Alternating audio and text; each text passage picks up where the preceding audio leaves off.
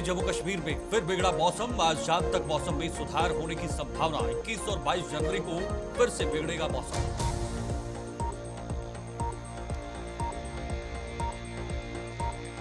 बर्फबारी का किश्तवाड़ सिंधन मार्ग पर पड़ा असर। दोनों तरफ से रोकी गई गाड़ियों की आवाजाही। किश्तवाड़ में भी बर्फबारी से ठंड में हुआ इजाफा। मौसम के तेवर बिगड़ने पर प्रशासन अलर्ट।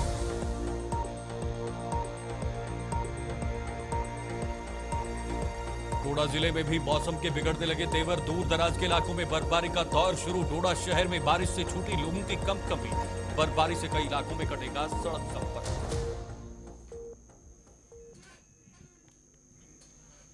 नमस्कार, गुलिस्तान न्यूज में आपका स्वागत है और जम्मू कश्मीर के इस खास बुलेटिन के साथ मैं शीतल शर्मा। बुलेटिन की शुरुआत कुछ अहम खबरों से करेंगे। मौसम विभाग का पूरा अनुमान सच साबित हुआ है। जम्मू कश्मीर में मौसम के तेवर बिगड़ गए हैं, जिसके चलते कई इलाकों में बारिश और बर्फबारी का दौर शुरू हो चुका है। मौसम विभाग के अधिकारियों के मुताबिक समूचे जम्मू कश्मीर में मौसम बिगड़ा हुआ है और आज शाम तक बादल छंटने की संभावना है। उन्होंने यह भी बताया कि 21 और 22 जनवरी को एक बार फिर मौसम बिगड़ने जा रहा है। तो आज फिर मौसम ने करवट ली है और जम्मू कश्मीर के कई क्षेत्रों में, कई जिलों में इस वक्त मौसम बदल चुका है और एक बार फिर से बर्फबारी देखने को मिली है। पहाड़ी क्षेत्रों में बर्फबारी है और उसका असर अब मैदानी क्षेत्रों में भी नजर आ रहा है। मैदानी इलाकों में भी शीतलहर जो है वो बढ़ गई है, जिसके चलते अब लोगों को कुछ दिनों तक ठंड का और भी सामना करना पड़ेगा। लेकिन बड़ी बात यह है कि मौसम विभाग ने जो यहां पर जानकारी दी थी, जो भविष्यवाणी दी थी, जो अनुमान जताया था, वो फिर से सच साबित हुआ है और जम्मू कश्मीर के कई इलाकों में इस वक्त बारिश और बर्फबारी का दौर भी देखने को मिल रहा है। तो फिलहाल मौसम विभाग ने यह भी बताया है कि जब बात की जाए तो जो अभी आप आज देख रहे हैं क्लाउडी है। ऑलमोस्ट जम्मू कश्मीर पूरा ही क्लाउडी है।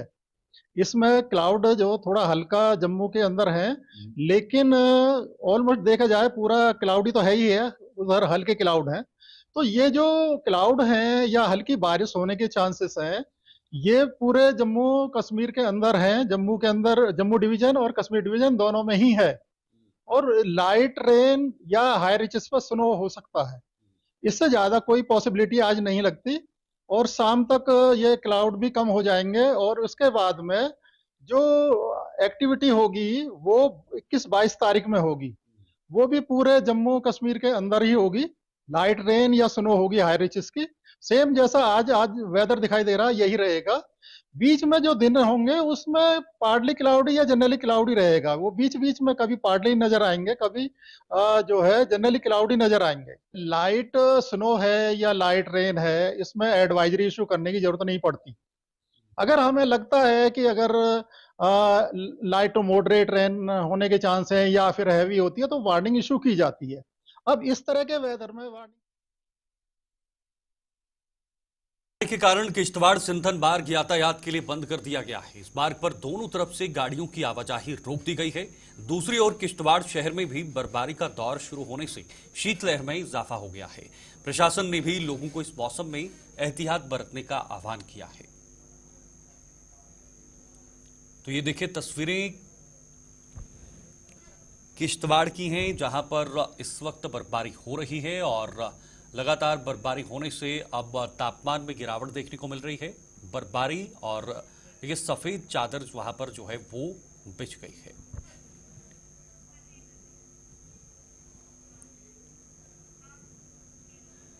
तो ये तस्वीरें हैं क्योंकि आज किश्तवाड़ से लेकर जो कश्मीर की तरफ जो रास्ता जाता है सिंधन के रास्ते से, वो भी फिलहाल आवाजाही के लिए बंद कर दिया है क्योंकि वहां पर ऊंचा इलाका है, पहाड़ी इलाका है, वहां पर बर्फबारी ज्यादा मात्रा में होती है। इस वजह से फिलहाल आवाजाही को रोक दिया गया है। अजय शान हमारे साथ, हमारे सहयोगी किश्तवाड़ से जुड़े हुए हैं। इस पर पूरी जानकारी अजय देंगे। अजय, जरा बताइएगा अभी किस तरह का मौसम नजर आ रहा है और क्या आवाजाही को बंद कर दिया गया है और कितना प्रभाव इस बर्फबारी से पड़ रहा है? शीतल जी, आप जैसे देख सकते हैं कि हमारे बैकग्राउंड में भी सफेद चादर बिछ चुकी है और हल्की हल्की बर्फबारी अभी भी जारी है।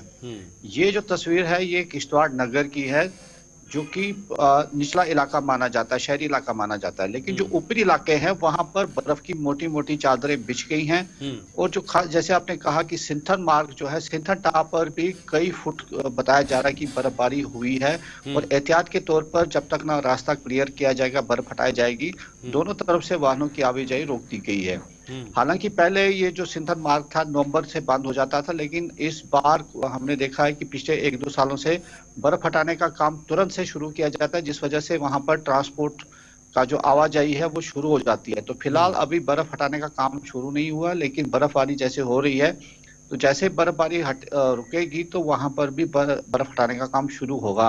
तो कहीं ना कहीं लोगों को एक बड़ी राहत यहाँ पर मिली है, जो हिमपात फिर दोबारा किश्तवाड़ और आसपास के इलाकों में देखा गया है, क्योंकि यहाँ पर जितने भी पीने का पानी है वो या तो ग्लेशियर से आता है या जो चश्मे हैं वहां से आता है। तो जब अगर बर्फबारी नहीं होगी तो वो गर्मियों में दिक्कत हो सकती थी, लेकिन फिलहाल एक दूसरा जो हम कह सकते हैं कि राउंड जो बर्फबारी का हुआ है, लोगों को राहत नसीब हो रही है।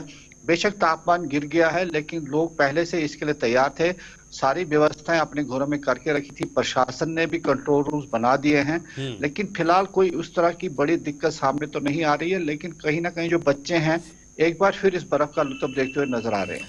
बिल्कुल अजय जी, लेकिन बात यह भी है कि अगर आने वाले दिनों में ज्यादा बर्फबारी होती है, अगर संकट खड़ा होता है, तो उस संकट को निभाने के लिए उसके लिए कितना अभी प्रशासन तैयार है, चैलेंजेस को निभाने के लिए कितना तैयार है? क्योंकि बहुत सारे ऐसे इलाके हैं जो दूर दराज के इलाके हैं, जहां पर स्वास्थ्य सेवाएं पहुंचाना है, नेटवर्क की कनेक्टिविटी देखनी है और सड़कों का संपर्क देखना है, ये तमाम चीजें हैं। उसको लेकर जो चैलेंज है उसके लिए कितना तैयार है अभी प्रशासन?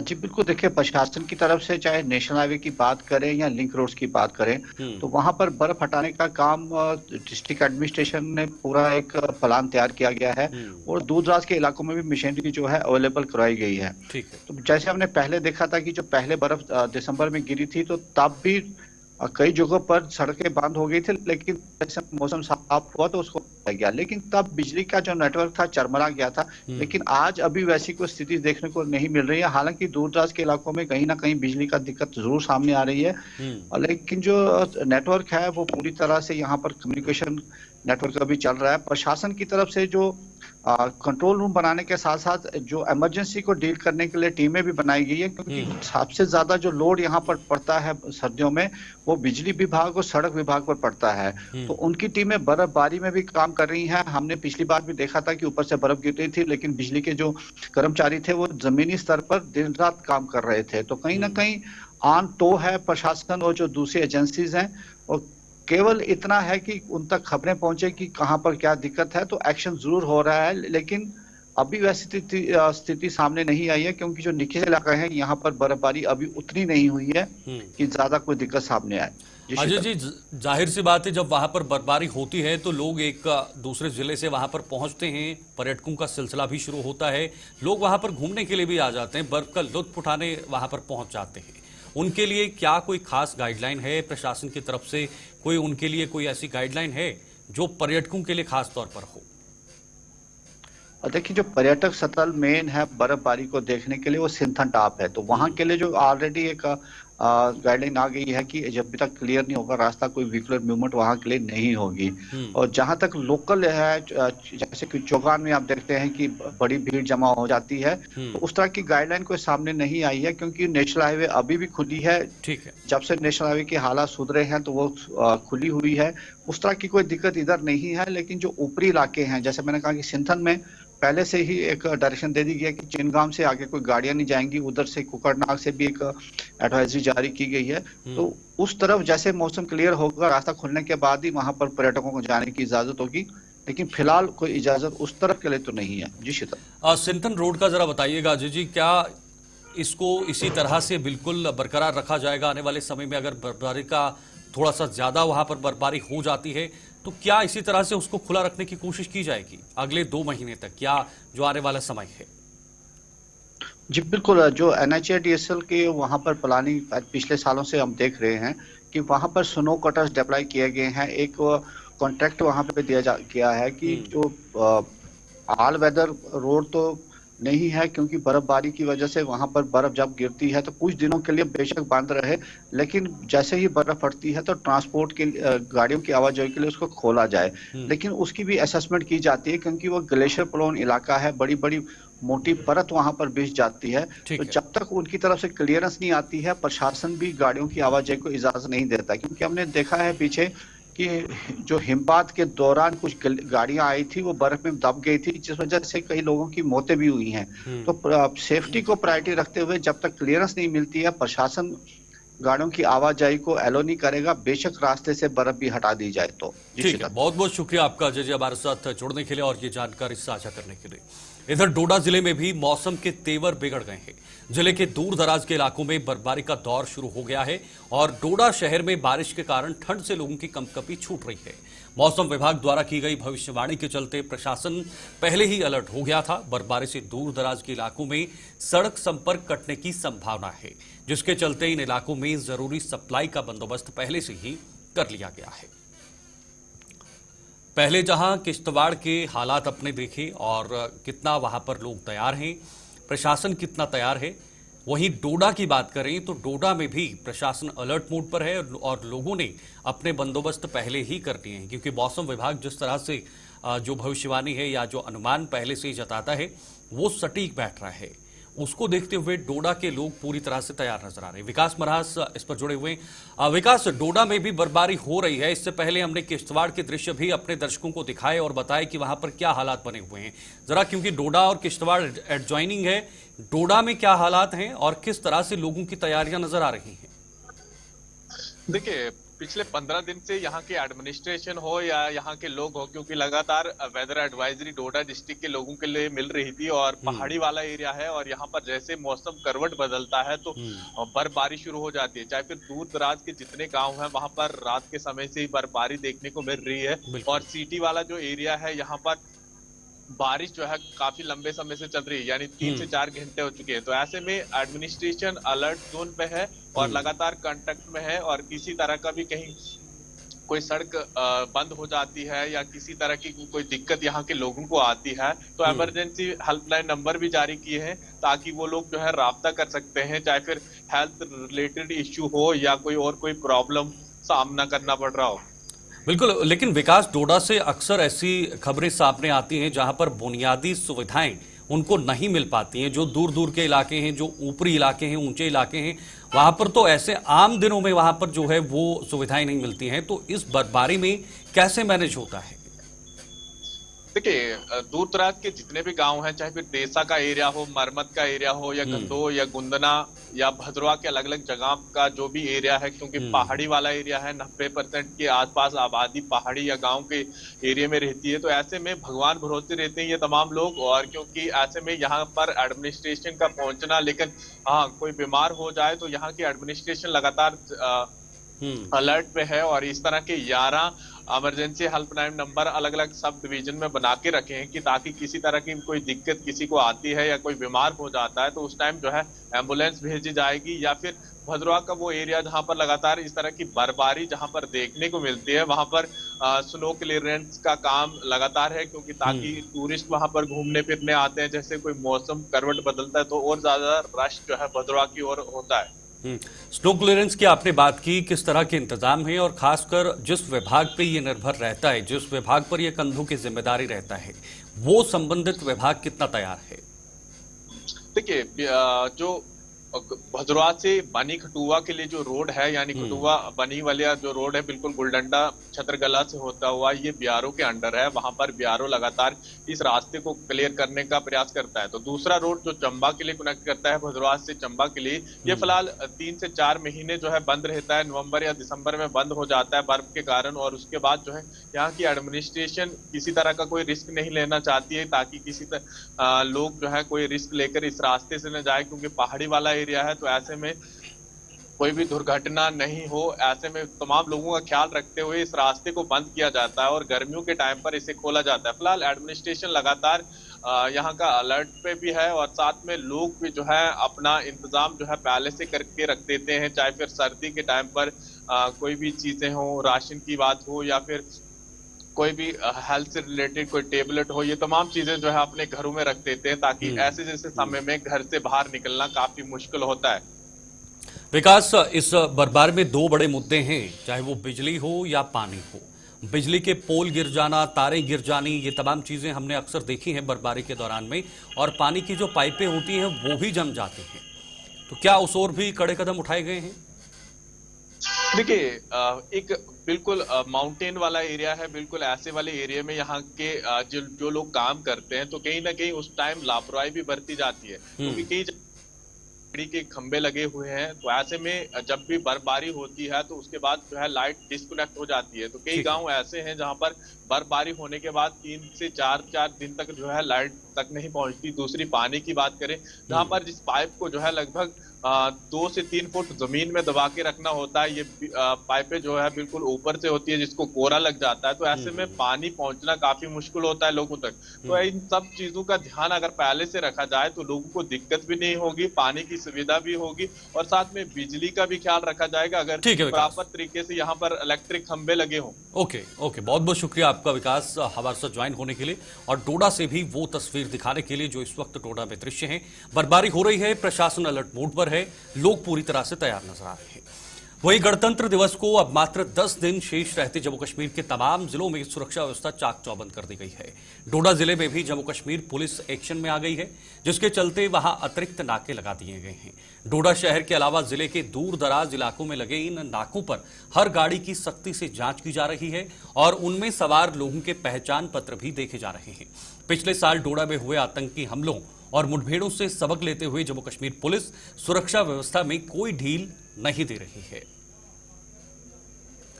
वसीम गट्टो इस पर जानकारी दे रहे हैं, क्योंकि सुरक्षा का भी एक बहुत बड़ा मुद्दा है। 26 जनवरी बिल्कुल सामने है, यानी गणतंत्र दिवस का त्यौहार, एक राष्ट्रीय त्यौहार में अब मात्र ही कुछ दिन बचे हुए हैं। वसीम, आतंकवाद के लिए डोडा एक एक केंद्र रहा है। हमने देखा है डोडा से चाहे वो फिर किश्तवाड़ की तरफ रुख हो या फिर उधमपुर की तरफ रुख हो, तो डोडा एक सेंटर आतंकवादियों ने काफी बार बनाया भी है। अब गणतंत्र दिवस का त्यौहार है, इसको मद्देनजर रखते हुए डोडा में सुरक्षा के किस तरह के इंतजाम हैं? क्योंकि कुछ दिन पहले, कुछ महीनों पहले वहां पर हमले भी हुए हैं। बिल्कुल चेतन, देखिए लास्ट टाइम आपने देखा था जो असर के इलाके में जो एक बहुत बड़ी मुठभेड़ हुई थी आतंकियों के बीच में और सुरक्षा के बीच में, और काफी दिन हम वहां पे रहे थे। और आज अब देख रहे हैं कि जहां पे 26 जनवरी आ रहा है उसके लिए किस तरह की तैयारियां हैं। कल देर रात की तस्वीरें हैं जहां पे आप देख रहे हैं कि जो यहाँ पे पुलिस है वो किस तरह से काम कर रही है, और जिसमें डीएसपी हेडक्वार्टर अजय आनंद जी और उनकी टीम अलग अलग एरियाज में जा रही है, यानी कि अक्रमाबाद के इलाका है, पुलडोडा का एरिया है, साथ साथ में आप मान लीजिए कि नगरी का इलाका है, अलग अलग नाकों पे इंस्पेक्शन कर रहे हैं और आने जाने वाले लोगों पे नजर रखी जा रही है। और इस तरह की तस्वीरें पहली नहीं है, ये लगातार इस तरह की मुहिम हम देख रहे हैं कि पुलिस चलाती हुई नजर आ रही है। जहां पे आपने पहले ही कहा कि आतंकियों का हमला यहाँ पे बैक टू बैक देखने को मिला था, अब उस पर रोक लग चुकी है। और साथ में देख रहे हैं आपकी जब आतंकी हमले यहाँ पे हुए थे उसके बाद भी हमने देखा इस तरह की मुहिम जम्मू कश्मीर पुलिस डोडा के अंदर चला रही है। जहां पे 26 जनवरी आ रहा है, ये पहले तारीख से अब देख रहे हैं कि इस तरह की मुहिम डीएसपी हेडक्वार्टर या उनकी टीम या एसएसपी डोडा अलग अलग एरियाज में जाके खुद इंस्पेक्शन कर रहे हैं। और कल देर रात पे हमने देखा कि किस तरह से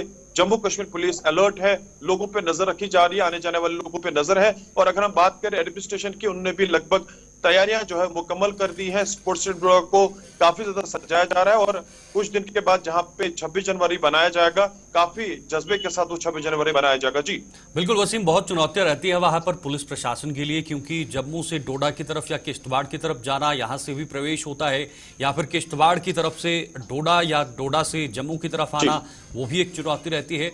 तो क्या हर नाके पर निगरानी रखी हुई है, हर व्यक्ति की वहां पर जो है वो चेकिंग की जा रही है, आधार कार्ड चेक किए जा रहे हैं, जो अक्सर वहां पर होता रहता है? देखिए शीतल, आपको बिल्कुल शीतल, देखिए आपको बताना चाहूंगा, जो चिनाब दरिया के ऊपर गणपत ब्रिज है, साथ में आप दूसरा ब्रिज देखेंगे जो किश्तवाड़ के रास्ते के फ्रंट पे ही है। वहां पे हम देख रहे हैं कि कुछ टाइम से जो ही यहाँ पे ये हादसे देखने को मिले, उसके बाद हमने देखा कि पुलिस पहले से ही वहां थी, उसको बढ़ा दिया गया है। नाके पे पहले से हम देख रहे हैं कि आने जाने वाले लोगों पे नजर रखी जा रही है। आज सुरक्षा बढ़ा दी गई है, हर चौराहे पे हम देख रहे हैं कि सुरक्षा वहां पे बढ़ा दी गई है। साथ साथ में एसओजी वहां पे रखी गई है, आने जाने वाले लोगों पे नजर रखी जा रही है। आर्मी के जवान भी आपको देखने को मिलेंगे। और जिला डोडा की मैं बात करूं जो टोन है, टोन के अंदर भी जितने भी हमारे नाके हैं वहां पे नफरी बढ़ा दी गई है। आने जाने वाले लोगों पे नजर रखी जा रही है, गाड़ियों को रोका जा रहा है। और कल देर रात थोड़ा सा हटके भी तस्वीर देखने को मिली, जो बाहर दिल्ली नंबर की गाड़ियां, हरियाणा नंबर की गाड़ियां हैं, जिनको डॉक्यूमेंट्स नहीं थे, उनको भी वेरीफाई किया गया। पुलिस स्टेशन उनको कुछ देर के लिए लिया गया, वहां पे उनको वेरीफाई करके उनको छोड़ा गया। तो मुझे उम्मीद है कि लोग जब भी घरों से बाहर आज के दिन निकलते हैं या कल के दिन निकलते हैं, अपने डॉक्यूमेंट्स जरूर और प्रॉपर तरीके से रखे, आधार कार्ड वो रखे, ताकि आने जाने वाले लोगों पे जिस तरह से नजर रखी जा रही है उनको कोई भी दिक्कत ना आए। जी वसीम, ना सिर्फ हाईवेज के इलाकों में, ना सिर्फ शहरों के इलाके में या टाउन के इलाके में ऐसा देखने को मिलता है, बल्कि आतंकियों ने अब रास्तों को जो है वो पहाड़ी इलाकों से भी अपनाया है। जो पहले के पुराने रास्ते होते थे उन रास्तों से भी उन्हें सक्रिय होता हुआ देखा गया है और हमला कहीं भी हो सकता है। तो क्या शहरों के साथ साथ दूर दराज के इलाकों में भी ये निगरानी रखी जाएगी, खासतौर पर गणतंत्र दिवस को लेकर? देखिए, जो हायर अथॉरिटीज है पुलिस की, उनसे जब हमारी बात हुई, उनने ये जरूर बताया हमें कि जो पहाड़ी इलाके जैसे देसा का इलाका है, भरत का इलाका है, या बाकी सारे एरियाज है, चाहे आप भद्रवा को लेके चले, हाईवेज को लेके चले, तो ये नाके आपको हर जगह देखने को मिलेंगे। लोगों से जरूर पूछताछ होती है, चाहे वो नेशनल हाईवे 244 की हम बात करें या बाकी सारे एरियाज की बात करें, लोगों को रुकाया जाता है, चाहे वो 2 व्हीलर हो, 4 व्हीलर हो, जरूर लोगों से इस तरह की पूछताछ होती है। क्योंकि अब इस 26 जनवरी को कुछ ही दिन बचे हैं, या रेगुलर बेसिस पे भी हम देखें कुछ टाइम जब पुलिस को इतला कुछ लोग देते हैं, या पुलिस जब यहाँ पे इनकाउंटर पिछले दिनों हुए, तो जरूर पुलिस अलर्ट होती है, एक्शन मोड में भी कभी नजर आती है, कभी एसएसपी डोडा खुद मार्केट के अंदर विजिट करते हैं। तो इससे काफी अच्छा लोगों को लगता है कि पुलिस जिला डोडा के अंदर काफी अच्छा काम कर रही है। एक तरफ से आप देख रहे हैं कि ठंड काफी ज्यादा है, और दूसरी तरफ से हमने देखा कि डीएसपी हेडक्वार्टर अजय आनंद से काम करते हुए नजर आ रहे हैं। लोग इनको जरूर आज अप्रिशिएट कर रहे हैं। जी ठीक है, बहुत बहुत धन्यवाद आपका वसीम, ये जानकारी हमारे दर्शकों को साझा करने के लिए बहुत महत्वपूर्ण है, क्योंकि गणतंत्र दिवस का त्यौहार बिल्कुल नजदीक है। उसको लेकर सुरक्षा अलर्ट हो, कोई चूक ना हो, इसके लिए पुलिस तैयार है। आगे बढ़ेंगे। सांबा में पुलिस ने पशु तस्करी की एक और बड़ी कोशिश पर पानी फेर दिया है। पुलिस ने घगवाल नाके पर 2 पशु तस्करों को धर दबोच कर 19 मवेशियों को उनके चंगुल से मुक्त करवाया है, जिन्हें एक ट्रक में बड़ी ही बेरहमी से कश्मीर की ओर ले जाया जा रहा था। गिरफ्तार लिए गए दोनों तस्कर जम्मू संभाग के रियासी जिले के रहने वाले बताए जा रहे हैं, जिनके खिलाफ पुलिस ने मामला दर्ज कर आगे की कार्रवाई शुरू कर दी है।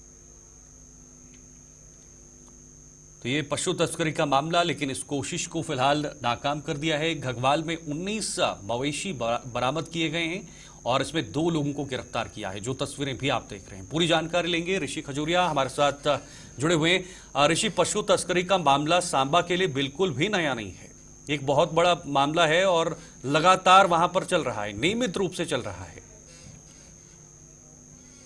देखिए, बिल्कुल शीतल, आपको बता दें कि लगातार एक चिंता का विषय समय बना हुआ है, जो लगातार पशु तस्करी के हमें मामले देखने को मिल रहे हैं। और इसमें हम लगातार देख रहे हैं कि एक नेक्सस चलाया जा रहा है, जो नेक्सस ब्रेक करना काफी ज्यादा जरूरी हो चुका है। नीड ऑफ द आवर आप कह सकते हैं, ये बर्निंग इशू लगातार बनता जा रहा है, क्योंकि बेजुबानों की जो जिंदगी है वो लगातार दांव पर लगाई जा रही है, उनकी जान खतरे में डाली जा रही है। और हम अक्सर देखते हैं कि एसेंशियल सप्लाई की आड़ में यहाँ पर तस्करी की जा रही है। खासतौर पर अब तो छोटी गाड़ियों का इस्तेमाल किया जा रहा है, यानी लग्जरी कार्स का इस्तेमाल किया जा रहा है। ये चिंता का विषय है। लेकिन जिस तरह से अब ये हाल ही में नया मामला सामने आया, जो कि जिला पुलिस सांबा की जो घगवाल पुलिस टीम है, ये मामला घगवाल में देखने को मिला। यहाँ पर घगवाल पुलिस टीम ने इस तस्करी के प्रयास को विफल किया, जिसमें एक पंजाब नंबर ट्रक जो है ये कठुआ की तरफ से आ रहा था और ये जम्मू की ओर जा रहा था। जब पुलिस को इंफॉर्मेशन मिली, पुलिस ने सूचना के आधार पर काम करते हुए इस ट्रक को इंटरसेप्ट किया और इसकी जब जांच की गई, तो जांच के दौरान इसमें से 19 मवेशी पाए गए, जिन्हें क्रुएल्टी से आप कह सकते हैं कि बुटली तरीके से लोड करके कश्मीर घाटी को ले जाने की कोशिश की जा रही थी। पुलिस ने काम करते हुए इसमें ट्रक को सीज कर लिया और 2 इसमें तस्कर गिरफ्तार हुए, जो कि समुदाय विशेष से ताल्लुक रखते हैं और ये रहने वाले रियासी जिला के बताए जा रहे हैं। लेकिन अब यहां तक बात नहीं है, बात अब यह है कि आखिर पुलिस अपनी कार्रवाई तो अंजाम में ला रही है, लगातार पुलिस इनकी गिरफ्तारी कर रही है, गाड़ियां पकड़ रही है, लेकिन जब तक कानून में सख्ती नहीं होगी, मैं फिर वही कहूंगा जो पहले भी आपके साथ कहता आया हूं कि कानून सख्त हो। ऋषि, इस बात को हम कई बार डिस्कस कर चुके हैं, कई बार इस बात का जिक्र हो चुका है कि कानून में क्या सुधार और संशोधन होना चाहिए। अक्सर ऐसा देखा जाता है, पशु तस्कर गिरफ्तार होते हैं, उसके बाद उन्हें बाहर छोड़ दिया जाता है। क्या अब वक्त आ चुका है इसको रोकने के लिए बड़े पैमाने पर बड़ा कदम उठाया जाना चाहिए? देखिए, कानून में सख्ती होनी चाहिए। मैंने जैसे कहा कि सख्त प्रावधान होगा तो जो गाड़ियां पकड़ी जाती है वो गाड़ियां ना तो रिलीज होंगी और जो तस्कर पकड़े जाते हैं उनकी भी बेल नहीं होगी, मात्र कुछ मुचलके के ऊपर इनकी बेल हो जाती है। तो एक चिंता का विषय। मेरे साथ सांबा के एक सोशल एक्टिविस्ट है लकी संब्याल, जो कि हमने अक्सर देखा है कि अगर सड़कों पर कहीं जानवर जख्मी पाए जाते हैं या कहीं ऐसी हालत में मिलते हैं तो उनको रेस्क्यू करके ये तमाम सोशल एक्टिविस्ट जो है सांबा के, ये एक अपनी अहम भूमिका निभाते हैं उन जानवरों को बचाने के लिए। मैं इनसे भी जानने की कोशिश करूंगा। लेकिन क्या लगता है, ये जो नीड आबदार है, इस समय जो पशु तस्करी के मामले लगातार बढ़ रहे हैं, क्या आपको लग रहा है कि इसमें सरकार को, प्रशासन को, पुलिस को मिलकर एक सख्त कदम उठाने की जरूरत है, कानून सख्त किया जाए ताकि जो तस्कर पकड़े जाते हैं उनकी बेल ना हो, जो गाड़ियां पकड़ी जाती हैं वो रिलीज ना हो? क्या कहेंगे, क्या आप मैसेज देना चाहते हैं इसके जरिए? देखिए ऋषि जी, मेरा एक ही मैसेज है कि जब तक कानून सख्त नहीं होगा तो ये लोग, इनको कोई डर ही नहीं है, क्योंकि इनको पता है कि अगर हम गाय की तस्करी वगैरह करते हैं, अगर हम पकड़ेंगे तो हमारी जो गाड़ी है दूसरे तीसरे दिन में रिलीज हो जाएगी और ये भी दूसरे दिन जाके रिलीज हो जाते हैं। जब तक कानून सख्त नहीं होगा तब तक इनका जो व्यापार है वो इसी तरह का रहेगा।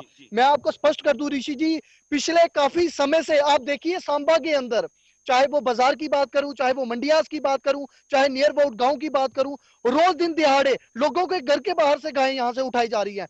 हमारे हिंदू सनातन धर्म के लोग क्या करते थे, सुबह उठ के गाय माता को आटा देते थे। अभी आप देखिए किसी भी गली या घर के बाहर चले जाए, गाय तो है नहीं है, क्योंकि ये जो कुछ लोग हैं, जो समुदाय के लोग हैं, ये देखते हैं रात के वक्त, देखते हैं 12 बजे 2 बजे का टाइम निकालते हैं रात को। देखिए पुलिस की गश्त होती है, लेकिन पुलिस कहाँ पे लगे, जहां पे पुलिस नहीं लगी होगी वहां से ये रात को गाड़ियों में डाल के माल लेके यहाँ से निकल जाते हैं। अभी आप रिसेंटली बात करूं, गगवाल के अंदर हमारे पास कम से कम 150 से ज्यादा गायें जो वहां पे पकड़ी गई हैं। सांबा पुलिस स्टेशन की बात करूं तो जहां पे भी 20-25 गाय हैं। मानसर मोड़ की बात करूं, 50 गाय वहां पे अभी वहां पे स्टेबल है।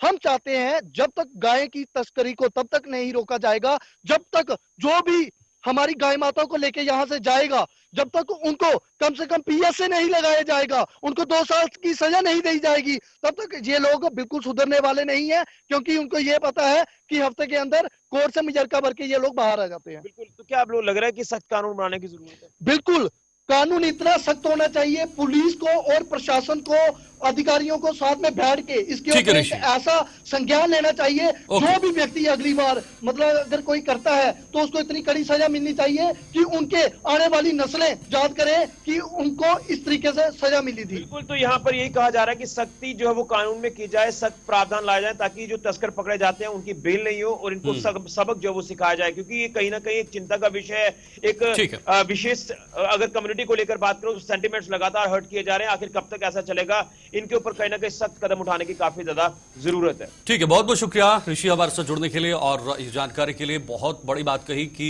किसी विशेष समुदाय के जो सेंटिमेंट से जो भावनाएं हैं वो भी जुड़ी है और ये एक आस्था का विषय भी है, लेकिन पुलिस इसको बड़े पैमाने पर, बड़े स्तर पर कैसे लेगी, ये निर्भर करता है इस पर कोई कानून या कोई कड़ा कानून ऐसा हो जिससे ये पशु तस्कर जो है वो पशु तस्करी से पहले ही ये जानने की कोशिश करें कि इसके बाद हमारे साथ क्या होगा। फिलहाल जम्मू कश्मीर के इस खास बुलेटिन में इतना ही। देश दुनिया की तमाम खबरों के लिए आप देखते रहे गुलिस्तान न्यूज। नमस्कार।